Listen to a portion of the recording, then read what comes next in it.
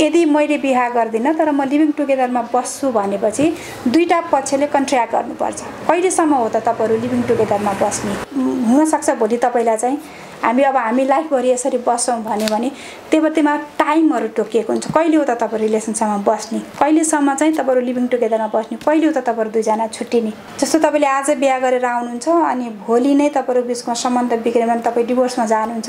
Living टुगेदरमा बस्ने व्यक्तिहरूले त कोठा सुत्ता पाउँदैन। उनीहरूले हामी वैवाहिक सम्बन्धमा छौँ भन्ने आधारमा बल्ल उनीहरूले कोठा पाउँछ। अहिलेको कन्टेक्स्टमा नेपालमा लिभिङ टुगेदरलाई चाहिँ एड्रेस गर्नको लागि कानुन चाहिँ अति जरुरी छ। यदि हामीले तत्कालै यो कानुन बनाएनौँ भने थुप्रै महिलाहरू चाहिँ यसबाट अझै बढी हिंसामा पर्ने, बालबालिका पनि बढी हिंसामा पर्ने हैन। पारिवारिक दृष्टिकोणले, सामाजिक दृष्टिकोणले पनि ती व्यक्तिहरूको चाहिँ अधिकारहरू चाहिँ सुरक्षित हुन सक्ने सम्भावना चाहिँ छैन।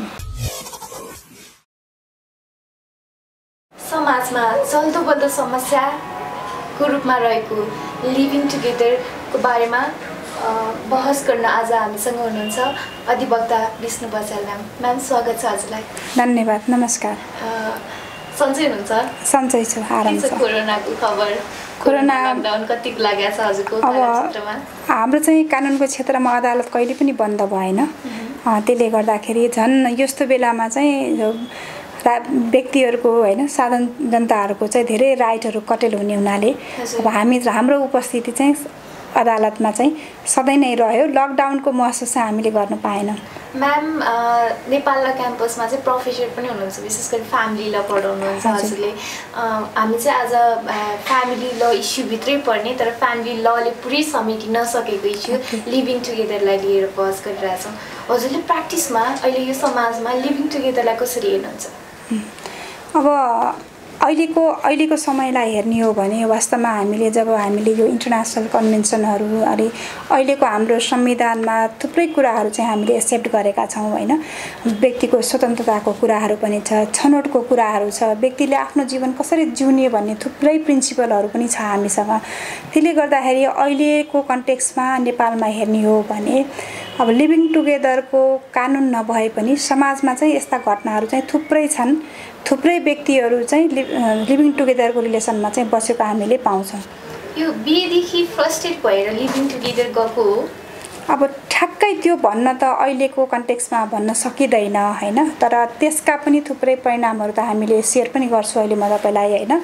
तर नर्मली कस्तो के भयो भन्दाखेरि अब व्यक्तिहरू जस्तो गाउँ स्तरबाट राजधानीमा आएर बस्नुपर्ने हैन। अब गाउँमा धेरै अवसरहरू नहुने, सुविधाहरू धेरै नपाइने हैन।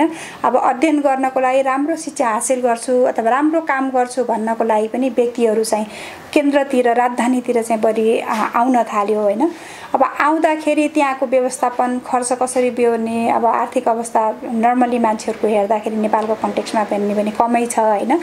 अब त्यो सबै कुरालाई व्यवस्थापन गर्नको लागि एटलिस्ट पार्टनरसँग बस्न सक्यो अथवा कुनै साथी बनाएर बस्न सक्यो भने आर्थिक रूपले पनि बोझ नपर्ने भन्ने कन्सेप्टबाट चाहिँ सुरु भएको छ हैन। अब तपाईले हामीले हेर्दाखेरि जस्तो लिभिङ टुगेदरलाई धेरैले अब कसैले सँगै बसेको जोडी भन्छ, कसैले डिफ्याक्टो रिलेसनशिप भन्छ, अब कसैले चाहिँ वैवाहिक सम्बन्धमा नबसेको यो त इलिगल रिलेसन हो। थुप्रै नामले चाहिँ लिभिङ टुगेदरलाई चाहिँ सम्बोधन गरेको हामीले पाउँछौँ हैन। नेपालमा कुनै लिभिङ टुगेदरलाई नै स्पेसिफिक बनाएर कानुन बनिसकेको छ? छैन। अब लिभिङ टुगेदरको ठ्याक्कै नेपालको कन्टेक्स्टमा हेर्नुहुन्छ भने कानुनै त हामीसँग छैन। खालि एउटा घरेलु हिंसा कसुर सजाय ऐन 2066ले यो घरेलु हिंसाभित्र को पर्छ अथवा घरेलु हिंसाभित्र भएका व्यक्तिको सम्बन्धभित्र को व्यक्तिलाई चाहिँ हिंसा भयो भने घरेलु हिंसा हुने भन्नेमा चाहिँ यदि कुनै पनि सँगै बसेका जोडीहरू हैन सँगै बसेका छन् र यदि त्यस्तो सँगै बसेका जोडीभित्र हैन महिला पनि हुन सक्छ, पुरुष पनि हुन सक्छ, लाइक महिला र पुरुष दुईजना बसेकोमा चाहिँ शारीरिक रूपमा, मानसिक रूपमा, आर्थिक रूपमा हैन यौनको कारणले अथवा मेन्टली जुन यातनाको कुराहरू गर्छौं त्यो भयो भने चाहिँ सँगै बसेको जोडीले पनि आफ्नो अधिकार संरक्षण गर्न आउने पाउने व्यवस्था चाहिँ कानुनले गरेको छ हैन। अब जस्तो हिजो चाहिँ हामीसँग के थियो भन्दाखेरि यदि कुनै पनि केटा र केटी सँगै बस्यो हैन, बिहा गरेको छैन तर सँगै बस्यो हैन। अनि बस्दाखेरि उहाँहरूको माया प्रेम भयो, त्यसपछि बच्चा जन्मियो भने कानुनले त्यसलाई चाहिँ स्वीकार गर्दैनथ्यो हैन। उसको बाबु को हो, आमा को हो, उनीहरूको बिचको सम्बन्ध के हो भन्नको लागि चाहिँ तपाईँ अदालत नै आउनु पर्थ्यो हैन। अदालतबाट आएर मेरो पति हो, मेरो पत्नी हो, त्यतिखेर लिभिङ टुगेदरको कुराहरू आउँदैन थियो हैन। तर अहिलेको कानुनले एउटा के व्यवस्था गरिदियो भन्दाखेरि यदि कुनै विवाह उमेर पुगेका केटाकेटीहरू जो सिङ्गल छन्, बोथार हैन, सिङ्गलको रूपमा यदि सँगै बसेर तिनीहरू बच्चा जन्मियो भने चाहिँ त्यो सम्बन्धलाई चाहिँ विवाह भन्ने भनेर भन्दियो हैन। अब हाम्रो बुझाइ यहाँ के छ भन्दाखेरि हामीले लिभिङ टुगेदरलाई र बिहालाई एउटै रूपमा परिभाषा गरेर हेरेका छौँ। यो टोटली फरक कुरा हो हैन। किन भन्दा तपाईको बिहाको सम्बन्धमा एउटा सामाजिक कामहरू हुन्छ, दुईजनाको सहमतिको कुराहरू हुन्छ, जिन्दगीभरि लाइफ बिताउने भन्ने कुराहरू हुन्छ। लिभिङ टुगेदरमा सँगै बसेको कुराहरूमा त्यो सामाजिक धार्मिक तपाईले कुनै पनि रिचुअल कामहरू चाहिँ तपाईहरुले गर्नुहुन्न हैन। खाली हामी सेयरिङको कुरामा फाइनान्शियल सेयरिङका कुराहरू होला, रुम सेयरिङका कुराहरू होला, अनि एकअर्कालाई सुख दुःखको सेयरिङहरू होला। तर बिहाको जस्तो तपाईले फ्यामिलीको अब्लिगेसनहरू चाहिँ तपाईले लिभिङ टुगेदरमा लिनु पर्दैन। तर तपाईले यदि बिहा गरेर आइसक्नु भएको छ भने हस्बेन्डको परिवारलाई देखि सोसाइटीको सबै कुरालाई चाहिँ तपाईले एउटा ओनरशिप लिनुपर्छ, रिलेसनशिपमा तपाई बाँधिनुपर्छ। हस्बेन्डको घर परिवारभित्र हुने हरेक सामाजिक क्रियाकलाप, धार्मिक क्रियाकलापमा तपाईको सहभागिता हुन्छ। तर तपाईको प्र्याक्टिस अनुसार चाहिँ लिभिङ टुगेदर बस्नलाई एग्रीमेन्ट हुनुपर्छ। तर नेपालको प्र्याक्टिसमा त्यस्तो चलन छ कि छैन? अब तपाईको एकदम राइटली तपाईले कुरा उठाउनु भयो। जस्तो तपाईले अन्य मुलुकहरुमा हेर्नुहुन्छ, जस्तो तपाई यही हाम्रो इन्डियाको नजिकमै पनि तपाईले हेर्नुहुन्छ भने त्यस्तो ठ्याक्क लिभिङ टुगेदरलाई नै समेट्ने गरेर कानुनहरु देखिदैन। तर सुप्रिम कोर्टहरुले थुप्रै डिसिजनहरु गरेको छ हैन, जुन सँगै बसेका जोडीहरुलाई यदि पछि उनीहरुले आफ्नो वैवाहिक सम्बन्ध बनाउन चाहे भने एड्रेस पनि गरिदिएको छ। जस्तो तपाईले भने जस्तै, जस्तो क्यानाडाको कुरा के छ भन्दाखेरि यदि मैले बिहा गर्दिन तर म लिभिङ टुगेदरमा बस्छु भनेपछि दुईटा पक्षले कन्ट्र्याक्ट गर्नुपर्छ। कहिलेसम्म हो त तपाईहरु लिभिङ टुगेदरमा बस्ने? त्यो लिभिङ टुगेदरमा बस्दाखेरिको तपाईहरुको फाइनान्शियल रेस्पोन्सिबिलिटी के हो एकअर्काको? त्यो घरलाई म्यानेजमेन्ट गर्न, रेन्ट तिर्नको लागि सबै जुन तपाईहरु दुईजना बीच त्यहाँ बस्दा लाग्ने एक्सपेन्सेसको कुराहरू छ हैन, अथवा तपाईहरु बीचमा कहिले कहिले झगडा हुन सक्छ हैन, एकअर्कालाई तपाईले भायोलेन्स गर्नुहुन्छ भने ती सबै कुराहरुमा चाहिँ कन्ट्र्याक्ट गरिएको हुन्छ हैन। कन्ट्र्याक्ट गरेपछि के लिगल रिपरकसन पाउँछौं हामी? त्यो गरिसकेपछि तपाईले त्यो लिभिङ टुगेदरमै बस्नको लागि चाहिँ एउटा कन्ट्र्याक्ट गरिएको हो हैन। त्यसलाई ब्रेक गर्नको लागि दुईटै पार्टीले चाहिँ ब्रेक गरेको हुनुपर्यो। यदि तपाईले त्यो रिलेसनमा तपाई बस्नु भयो हैन, बसेर हुन सक्छ भोलि तपाईलाई चाहिँ हामी लाइफभरि यसरी बस्छौं भने त्यतिमा टाइमहरु तोकिएको हुन्छ। कहिले हो त तपाईहरु रिलेसनशिपमा बस्ने, कहिलेसम्म चाहिँ तपाईहरु लिभिङ टुगेदरमा बस्ने, कहिले हो त तपाईहरु दुईजना छुट्टिने हैन। त्यो बीचमा तपाईहरु बीचमा झगडा भयो भने, औषधि उपचार गर्न पर्यो भने कसरी त्यो बियर गर्ने, सबै कुराहरू चाहिँ कन्ट्र्याक्टमा लेखिएको हुन्छ। तर हामी कहाँ चाहिँ नेपालमा चाहिँ त्यस्तो कन्ट्र्याक्ट गर्ने केही पनि छैन। नर्मली हामी के भनिदिन्छौँ, लिभिङ टुगेदरमा बसेको मेरो स्वास्नी हैन अथवा मेरो कोही हैन, मैले किन दायित्व बेर्नु पर्ने, why should I pay compensation, मैले किन उसको औषधि उपचार गरिदिने हैन। हामी त लिभिङ टुगेदरमा बस्ने भनेर बसेको। नेपालको कानुनले त वाइफ भयो भने पो अंश पनि दिनुपर्छ, सबै कुरा गर्नुपर्छ भनेको छ। त म लिभिङ टुगेदरमा बसेको, उसको पनि इच्छाले बसेको, सहमतिमा यौन सम्बन्ध भएको, किन मैले उसको कम्पनसेसन गर्ने, मैले किन उलाई गर्ने हैन। त्यहाँभित्र पनि त भायोलेन्स भएको छ। अब त्यो महिला लिभिङ टुगेदरमा बसेको कुनै पनि मान्छेलाई चाहिँ भायोलेन्स भयो भने अब कहाँ जाने त हैन, उसको प्रोटेक्सन कसरी गर्ने? अब हामीले यहाँले भन्नुभएको छ अन्तर्राष्ट्रिय अभ्यासको कुराहरूलाई गर्ने भने इन्टरनेसनल कन्भेन्सनहरूले पनि त राइट टु डिग्निटीको कुरा त गर्छ नि त, सम्मानपूर्वक बाँच्न पाउने अधिकारको कुरा गर्छ नि त हैन। कुनै व्यक्तिले हार्म गर्यो भने तिमीले कम्पनसेसन पाउँछौ भन्ने कुराले त अस्योर गरेका छ नि त हैन। त्यो राइटलाई हामीले अनुमोदन पनि गरेका छौँ, एक्सेप्ट पनि गरेका छौँ। लमा त्यही अनुसारको हामीले प्रोभिजनहरू पनि राखेका छौँ। कन्स्टिट्युसनको तपाईले फन्डामेन्टल राइटभित्र हेर्नुहुन्छ भने त लिभिङ टुगेदरमा बसेको मान्छे तँलाई मैले मार्न पाउँछु भन्ने छ र छैन। तपाईले उसको राइटलाई त रेस्पेक्ट गर्नु पर्यो, उसको सम्मानपूर्वक बाँच्न पाउने राइटलाई पनि सुरक्षित गर्नु पर्यो हैन। उसको डिग्निटीलाई पनि तपाईले ख्याल गर्नु पर्यो। ती सबै कुराहरू गरेको छ। हजुर, धेरै पारिवारिक कानुनकै मुद्दाहरू हेर्नुहुन्छ। हजुरले कस्तो खालको प्रब्लमहरू भेटाउनुहुन्छ लिभिङ टुगेदर बसेको मान्छेहरूबाट आफ्नो मुद्दाहरूको कस्तो खालको प्रब्लम हुन्छ? इस्युज अब कस्तो छ भन्दाखेरि अब अहिले तपाईले अघि एउटा प्रश्न उठाउनु भएको थियो, अब मान्छेहरूले यो वैवाहिक जीवनमा धेरै बर्डनहरू देख्न थाले हैन। अब एउटै रिलेसन कन्टिन्यू हुन्छ भन्ने पनि मान्छेहरूलाई चाहिँ कमी हुन थाल्यो हैन। जस्तो तपाईँले आज बिहा गरेर आउनुहुन्छ अनि भोलि नै तपाईँहरू बिचमा सम्बन्ध बिग्रेमा तपाईँ डिभोर्समा जानुहुन्छ, प्रत्येक सम्पत्तिको क्लेम गर्न पाउनुभयो, उसको फ्यामिलीको सबै मान्छेहरूलाई चाहिँ तपाईँले अब केस मुद्दा हाल्न सक्नुभयो। यी सबै कुराहरूबाट मान्छेहरू चाहिँ आजित हुन थाल्यो। अब भनौँ न, अब हिजोको जस्तो भनौँ न, अब दुवैजना वर्किङ काम गर्नुहुन्छ हैन। हिजो चाहिँ के थियो भन्दाखेरि हस्बेन्डले घरमा काम गर्ने, वाइफ चाहिँ बाहिर जाने, वाइफले चाहिँ घरमा बसेर काम गर्नुहुन्थ्यो, हस्बेन्ड चाहिँ बाहिर जानुहुन्थ्यो कम। अब अहिले दुवैजनाले स्वतन्त्र रूपले आफ्नो आफ्नो काम गर्न थाल्नुभयो हैन। अब आउँदाखेरि त्यहाँ पनि रोल रेस्पोन्सिबिलिटी डिभिजन हुँदैन अनि सबै कुराहरू महिलाले गर्नुपर्छ भन्ने भयो हैन। त्यो सबै कुराले बर्डनको रूपमा चाहिँ मान्छेहरूले लिन थाल्यो हैन। अब अहिले मान्छेहरू यदि तपाईँ लिभिङ टुगेदरमा बस्नुहुन्छ भने आज हस्बेन्ड र वाइफको रेस्पोन्सिबिलिटी तपाईँले पुरा गर्नु परेन हैन, फ्री हुने भयो। नेपालको कोर्टले लिभिङ टुगेदरलाई भ्यालिड भन्छ या भन्दैन? छैन। अब तपाईँले अहिलेसम्म हामीले डोमेस्टिक भाइलेन्स केस बाहेक अरू हकमा चाहिँ हामीलाई कोर्टले मानेको छैन हैन। लले नै तपाईँलाई एक्सेप्ट गराएको छैन। अब कोर्टमा जाने कुरा नै भएन हैन। अब त्यो डोमेस्टिक भाइलेन्सको एक्टमा पनि खालि के कुराहरू मात्रै तपाईँले गर्न पाउनुहुन्छ भन्दाखेरि यदि तपाईँलाई कुटपिट गरेको छ भने हैन, तपाईँले औषधि उपचारको कुराहरू गर्न पाउनुहुन्छ हैन। अब यदि तपाईँलाई शारीरिक रूपमा चाहिँ चोटपटक दिएको छ भने घाउ जाँच गर्न पाउनुहुन्छ हैन। यदि लिभिङ टुगेदरमा बस्दाखेरि तपाईँ बसेकै पार्टनरसँग रुममा बस्न सक्नु भएन भने सेल्टर होमको तपाईँलाई स्टेटले प्रोभाइड गर्न सक्छ। त्यो बाहेक अरू आर्थिक रूपमा त तपाईँलाई केही पनि सहयोग गर्न सक्दैन हैन। अब घरेलु हिंसा बाहेक अन्य मुद्दामा तपाईँले उहाँलाई उजुरी गर्न जान पनि सक्नुहुन्न। राज्यले विशेष गरी व्यवस्थापिका संसदले यो विषयलाई लिएर स्पेसिफिक कानुन बनाउनु पर्छ जस्तो लाग्दैन हजुरलाई?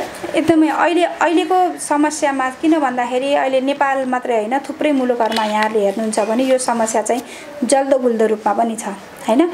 धेरै मुलुकहरुले यसलाई चाहिँ कानुनको रूपमा चाहिँ अनुसरण गरेको पनि छ हैन। अब नेपाल इन्डियामा पनि तपाईको कतिपय कुराहरुलाई एक्सेप्ट गरेको छ, तर हाम्रो नेपालकै कन्टेक्स्टमा चाहिँ ठ्याक्क घरेलु हिंसा बाहेक अन्य कानुनमा यो कुराहरु सम्बोधन पाइदैन हैन। अहिलेको त तपाईको सबैभन्दा इमर्जिङ इस्युमै हामी चुक्यौं भने त हाम्रो राइटहरु कसरी अस्योर हुन्छ त? अहिले त तपाईले देख्नुहुन्छ थुप्रै व्यक्तिहरु लिभिङ टुगेदरमा बसिराख्नु भएको छ हैन। त्यो कारणले गर्दाखेरि पनि त्यहाँ लिभिङ टुगेदर भित्रको कसको राइट के हुने, भाइलेन्स भयो भने कहाँ जाने, कसरी मुद्दा उजुरी गर्न जाने, त्यहाँ भित्रको यौन सम्बन्धको कुराहरु थुप्रै छ अहिले हैन। त्यसलाई चाहिँ कसरी एड्रेस गर्ने हैन, तपाई दुईटा तरिकाले जान पाउनुभयो हैन। जस्तो म्यारिटल रेप हुँदा तपाईलाई हस्बेन्डले रेप गर्यो भने तपाई म्यारिटल रेपमा जान पाउनुभयो, तर लिभिङ टुगेदरमा बसेर यदि कुनै महिलामाथि रेप भएको छ भने उले के आधारमा जाने हैन। उ त रेप त कसैलाई पनि गर्न पाइएन नि त भन्नाले लिभिङ टुगेदर भित्र बसेको उसमा पनि यदि रेप भएको छ भने त त्यो कानुनले त एड्रेस गर्नु पर्यो नि त। अनि त्यो महिला कहाँ जाने त उपचार गर्नलाई हैन। त्यो कारणले गर्दाखेरि नर्मली अहिले चाहिँ हामीले घरेलु हिंसा बाहेक अन्य कानुनले चाहिँ समेटेको छैन र विधायिकाले त यस्तो विषयमा चाहिँ यो समस्याको रूपमा पनि आएको छ। हामीले पनि यो कानुनी क्षेत्रमा धेरै भोगेका छौं, सामाजिक रूपमा पनि यो कुराहरु उठेको छ हैन। तपाईं सानो म तपाईलाई उदाहरण दिन्छु। नेपालमा चाहिँ तपाईलाई यदि बस्नको लागि वासस्थान चाहियो, डेरा चाहियो, तपाईले कुनै एउटा घरबेटी कहाँ चाहिँ हामी लिभिङ टुगेदरमा बसेका छौं, हामीलाई रुम दिनुस् भन्दाखेरि नेपालमा को घरबेटीले तपाईलाई रुम दिन्छ? मान्छे हामी कति न्यारो छौं त्यो कुराहरुमा। भनेपछि त तपाईले त के भनेर तपाई त्यहाँ बस्न बाध्य हुनुहुन्छ भन्दा हामी लोग्ने स्वास्नी हो भनेर तपाईले रुम लाग्नुहुन्छ भने यस्तो कुराहरुमा पनि हामीलाई चाहिँ हैन, हामीले एउटा वासस्थान खोज्ने कुरामा पनि तपाई लिगली हस्बेन्ड एन्ड वाइफ हो कि हैन भन्ने आधारमा तपाईलाई कोठा दिन्छ भने लिभिङ टुगेदरमा बस्ने व्यक्तिहरुले त कोठा सुत्ता पाउँदैन। उनीहरुले हामी वैवाहिक सम्बन्धमा छौं भन्ने आधारमा बल्ल उनीहरुले कोठा पाउँछ। मान्छे त एउटा रुम लिनलाई त तपाईले यति धेरै भोग्नु पर्छ भने अरु लिभिङ टुगेदरमा बसेका मान्छेले कति च्यालेन्जेसहरु भोगेको होला त्यसको हामी कल्पना गर्न सक्दैन हैन। अब तपाईले कानुनले के भन्छ, श्रीमती हो भने तिमीले क्लेम गर्न आउन पाऊ भन्छ, अरु कुरामा तपाईलाई कहीं पनि ढोका खुल्दैन। भनेपछि त लिभिङ टुगेदरमा बसेको व्यक्तिको राइट चाहिँ लले एड्रेस गर्नु नपर्ने हैन हामीले त इन्डिभिजुअल राइटलाई हामीले अस्योर गर्छौँ भनेर त लेखिरहेको छौँ कन्स्टिट्युसनमा लेखेका छौँ इन्टरनेसनल कन्भेन्सनमा हामीले त्यसलाई एक्सेप्ट गरेका छौँ त्यसकारणले अहिलेको कन्टेक्स्टमा नेपालमा लिभिङ टुगेदरलाई चाहिँ एड्रेस गर्नको लागि कानुन चाहिँ अति जरुरी छ जसरी बिए गर्नको लागि क्वालिफिकेसन एउटा मिनिमम क्वालिफिकेसन हुन्छ नि त्यो पुरा गर्नुपर्छ त्यसै गरी नै लिभिङ टुगेदरमा बस्नको लागि पनि के क्वालिफिकेसन पुरा गर्नुपर्छ स्योर जस्तो तपाईको एउटा चाहिँ तपाईँ के हो भन्दाखेरि तपाईले 4 वर्ष र 5 वर्षको मान्छेहरू त लिभिङ टुगेदरमा त बस्नुहुन्न नि त सर्टेन त्यो लिभिङ टुगेदरमा बस्दाखेरिको परिणामहरू के हो भन्ने कुरा त एटलिस्ट बुझेको मान्छे हुनु पर्यो नि त हैन तपाईँ फिजिकल्ली रूपमा लिँदा तपाईँ मेच्युरिटी तपाईँको आधारमा जस्तो हामीले हिजो 16 वर्ष भनेका थियौँ अहिले हामीले 18 वर्ष भनेका छौँ अहिले हाम्रो कानुनले जस्तो एउटा अडल्टहरूले चाहिँ एउटा इन्डिपेन्डेन्ट सबै कुराहरू गर्नको लागि चाहिँ भोलि तपाईँ बस्दाखेरि पनि लिभिङ टुगेदरमा बसेको मान्छेको बिचमा पनि शारीरिक सम्बन्ध हुनसक्छ त्यो शारीरिक सम्बन्ध हुनेको मेजोरिटी टाइम के हो भन्दा त नर्मली हामीले स्वास्थ्यको दृष्टिकोणले हेर्दा पनि 20 भन्छौँ नि त हैन अर्को कुरा जस्तो बिहा गर्नको लागि हामीलाई कन्सेन्ट चाहिन्छ जबरजस्ती त हामी बिहा गर्न सकिँदैन लिभिङ टुगेदरमा बस्दाखेरि पनि त दुईजनाको त कन्सेन्ट त चाहियो नि त जबरजस्ती रूपमा म लिभिङ टुगेदरमा बस्छु मलाई राख भनेर त राख्न पाइएन हैन फोर्सफुली त हुँदैन त्यहाँ पनि त जरुरी चाहियो हैन अब तपाईको के छ भन्दाखेरि लिभिङ टुगेदरमा अब हाम्रो नेपालको कन्टेक्स्टमा हेर्दाखेरि तपाईको त्यो भन्दा प्रिभियस लाइफ के थियो त are you married are you single अथवा तपाईँ डिभोर्सी के हो त्यो कुराको पनि त क्ल्यारिटी राख्नु पर्यो नि त अब तपाईँ यता लिभिङ टुगेदरमा बसेर गर्ने भोलि चाहिँ तपाईको त्यहाँको कम्पनसेसन तपाईले कन्ट्र्याक्ट अनुसार दुईटा परिवारलाई बाँडफाँड गर्दाखेरि तपाईको अलरेडी घरमा वाइफ छ बच्चा छ भने त त्यसको बर्डन कसले लिने त हैन त्यस्ता कुराहरुमा चाहिँ क्ल्यारिटी आउनुपर्छ एकजना पुरुषको विवाह भएर घर व्यवहार छ हैन त्यो पुरुष चाहिँ अर्को महिलासँग लिभिङ टुगेदरमा बसेको छ भने त्यो पहिलाको घर व्यवहार भएको महिलाले बहुविवाहको मुद्दा हाल्न पाउने कि नपाउने नर्मली तपाईको के छ भन्दाखेरि अब नेपालकै कन्टेक्स्टमा कुरा गर्नु छ भने चाहिँ एउटा वाइफसँग सम्बन्धमा बसिरहेको व्यक्तिले हैन अर्को कुनै पनि महिलासँग चाहिँ घर परिवार बनाएर बस्न पाउँदैन लिभिङ टुगेदरमा बस्न पाउँदैन हैन लिभिङ टुगेदरको कन्सेप्ट नै के हो भन्दाखेरि व्यक्ति चाहिँ सिंगल हुनु पर्यो हैन नेपालकै कन्टेक्स्टमा तपाईले हेर्नुहुन्छ भने त लिभिङ टुगेदरमा जस्तो वाइफ छ भने त त्यो महिलासँग भोलि त लिभिङ टुगेदरको एउटा फाइनल के पनि हुन सक्छ भने भोलि हामी बस्दै जाँदाखेरि हामीले परिवार बनाएर बस्न पनि त सक्छौं नि त हैन कतिपय कन्ट्र्याक्टमा हामीले देखेका पनि छौं अहिले चाहिँ हामी यति वर्ष बस्छौं इफ हामी दुई बीचमा चाहिँ भोलि घर बनाएर बस्नु पर्यो अथवा बिहे गरेर बस्नु भने त्यतिखेर हामी डिसिसन गर्छौं तर अहिले चाहिँ हामी लिभिङ टुगेदरमा बस्ने हो हैन लिभिङ टुगेदरमा बसेपछि भोलि मन परेपछि तपाईको एटिट्युडहरु थाहा भए सबै कुराहरु थाहा भएपछि बिहे हुन पनि सक्छ जरुरी त छैन गर्नै पर्छ भनेपछि त्यो कुरालाई चाहिँ हाम्रो सोसाइटीले नै एक्सेप्ट गर्दैन लले पनि त्यो कुरालाई एक्सेप्ट गर्दैन हैन कस्तो व्यक्तिहरु मात्रै लिभिङ टुगेदरमा बस्छन् जो व्यक्ति चाहिँ सिंगल छ जसरी हजुरले कन्ट्याक्टलाई चाहिँ एकदम धेरै इम्पोर्टेन्ट दिएर भनिराख्नु भएको छ यदि नेपालकै सन्दर्भमा एउटा अडल्ट केटाकेटीले यदि कन्ट्र्याक्ट गरेर लिभिङ टुगेदरमा बस्न चाह्यो भने कहाँ गएर कन्ट्र्याक्ट गर्ने हैन तपाई कस्तो भन्दाखेरि हो त्यो तपाईले चाहिँ त्यसलाई कुनै मान्यता दिन्छ जस्तो हाम्रो कन्ट्र्याक्ट ल छ हैन तपाईले चाहिँ पैसाको लेनदेनको कुराहरु गर्नुस् यो तपाईले घर एग्रीमेन्टहरु लिँदाखेरि तपाईहरु बीचमा कन्ट्र्याक्ट त हुन्छ नि त्यो ललाई कुले गभर्न गर्छ भन्दा कन्ट्र्याक्ट लले गभर्न गर्छ हैन यदि कुनै त्यो तपाईले लमा प्रोभिजन राख्नु पर्यो त्यो कन्ट्र्याक्ट कहाँ गरेको कन्ट्र्याक्टलाई चाहिँ भ्यालिडिटी दिने हैन तपाईले कुनै पसलमा चौतारीमा बसेर दुई जनाले लेखेको डकुमेन्ट चाहिँ हैन त्यो कन्ट्र्याक्ट हुनको लागि पनि त तपाई त्यहाँसम्म आउनलाई त केही फर्मालिटी त तपाईले पूरा गर्नु पर्यो नि त हैन तपाई लयर कहाँ बसेर नोटरी कागज गर्नुहुन्छ कि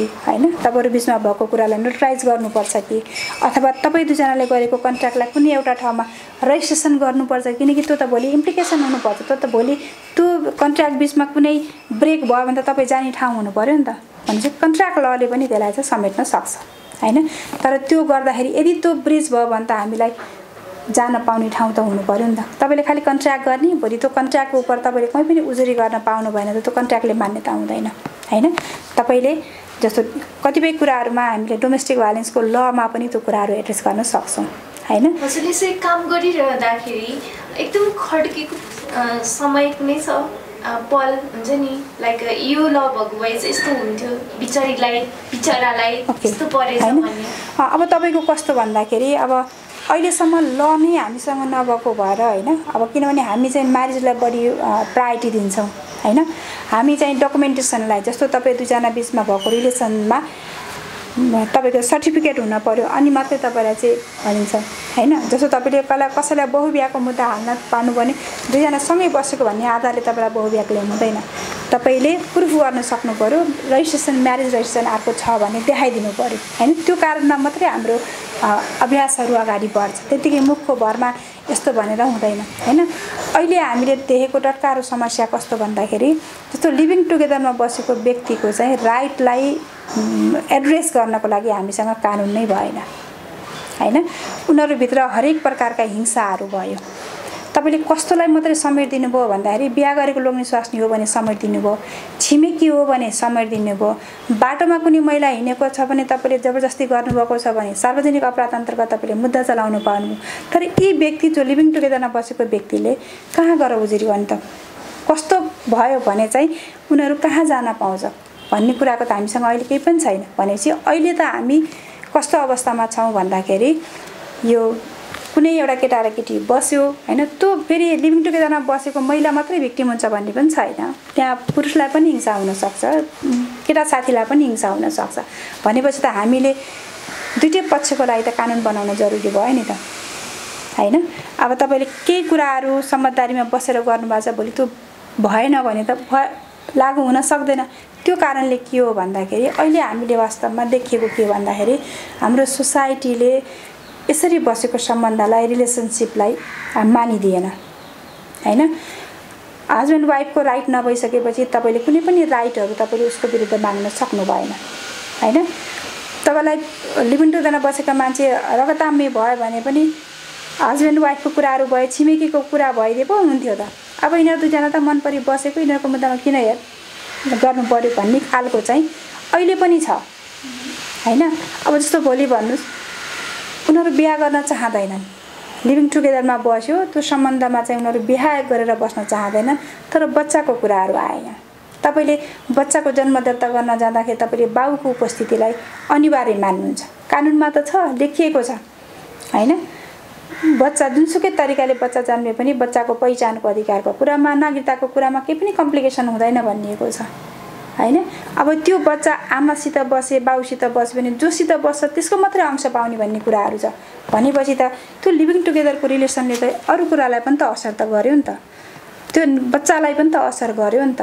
तपाईँ हाम्रो सँगै छ, तपाईँ हामी अहिले स्थानीय तहमा जाँदाखेरि हैन, तपाईँले आमाले त्यो बच्चा लिएर गएछन्, तिम्रो बाउ लिएर आऊ, लिभिङ टुगेदरमा बसेर बच्चा जन्माएको भनेर तपाईँलाई त्यो बच्चाको जन्म दर्ता गरिदिन्छ र?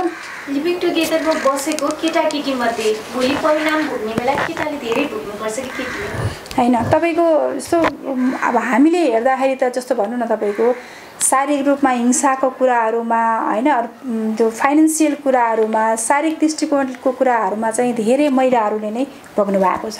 तर राइट आइडेन्टिटी लिने कुराहरूमा भयो, जस्तो भनौँ न महिलाको त छोरी जन्मियो ल, लिभिङ टुगेदरमा बसेर छोरी जन्मियो, भोलि बिहा गरेर गएपछि पतिको तर्फबाट नागरिकता पाउँछ हो हैन। बिहा गरेपछि पतिको तर्फबाट उसले सिटिजनसिपमा उसको राइट आउने भयो। तर त्यो के नाबालक मान्छे त उसको त आइडेन्टिफाई नै हुँदैन। समस्या त त्यहाँ पनि त छ नि त उसलाई पनि हैन। छोरा मान्छेलाई नै भोलि लिभिङ रिलेसनसिप बाउ पनि होइन, आमा पनि होइन हैन। अब त्यो सडकमा भेटिएको बच्चा पनि होइन, पितृत्व र मातृत्वको ठेगान नलागेको बच्चा पनि होइन, पहिचान भएको बच्चा त हो नि त, लिभिङ टुगेदरको रिलेसनमा जन्मिएको बच्चा हो।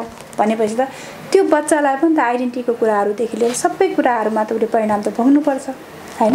उसको भोलि भनौँ न लिभिङ टुगेदरबाट जन्मिएको बच्चा बेनामको बाबु, बेनामको आमा बिनाको बच्चा त बसिरहेको, त्यसको इम्प्याक्ट त्यो बच्चालाई पनि पर्छ नि त। त्यसले गर्दाखेरि अहिले तत्कालै यदि यी कुराहरूलाई हामीले सम्बोधन गरेनौँ भने हैन, अहिले तपाईँले पनि हेर्न सक्नुहुन्छ हैन, बाहिर नोटिसमा नआएको हुनसक्छ, किनभने हाम्रो सोसाइटी नै त्यस्तो छ। हामी त्यो कुराहरू खुलेर बाहिर भन्न सक्दैनौँ हैन। म लिभिङ टुगेदरमा बसेको छु भनेर कतिजना व्यक्तिले खुलेर भन्न सकिरहेको किन सक्दैन भन्दाखेरि प्रोटेक्सन नै छैन, राइट नै अस्योर छैन भने मैले त्यो कुरा किन बाहिर ल्याउँछु र हैन। म सुरक्षित छु, कानुनले मलाई सुरक्षित गरेको छ भने पो त्यो कुरा मैले बाहिर ल्याउँछु।